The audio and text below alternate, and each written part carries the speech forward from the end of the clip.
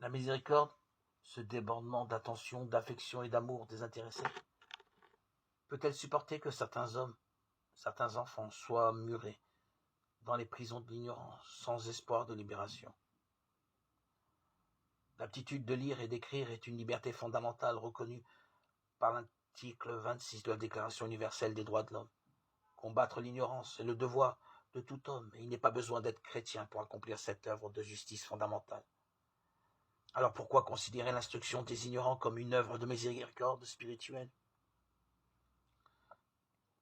Le devoir de tout chrétien est d'être extrêmement attentif à ce que la dignité de l'autre soit reconnue dans le savoir qu'il détient. Je dois aider l'autre à grandir en accédant à la connaissance la plus large possible. Cette tâche de justice et de paix est aussi une œuvre chrétienne, comme y invitent les béatitudes. Heureux les affamés et assoiffés de la justice, car ils seront rassasiés. Heureux les artisans de paix, car ils seront appelés fils de Dieu. Le combat contre l'ignorance ne peut se limiter à l'enseignement de la culture générale. De nombreuses pages des évangiles montrent Jésus enseignant dans la synagogue, dans le temple, sur la montagne, au bord du lac. Il parcourait la Galilée enseignant et prêchant. Parfois, il parlait en paraboles pour que les choses compliquées deviennent faciles à comprendre.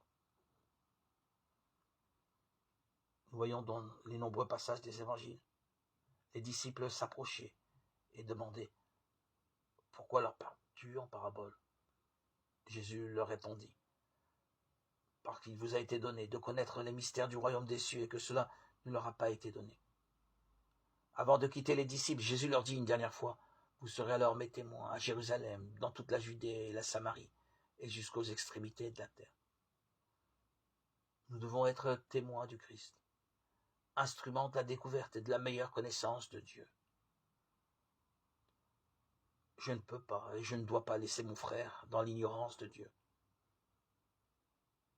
Ceux qui sont des maîtres de justice pour la multitude resplendiront, comme les étoiles dans les siècles des siècles.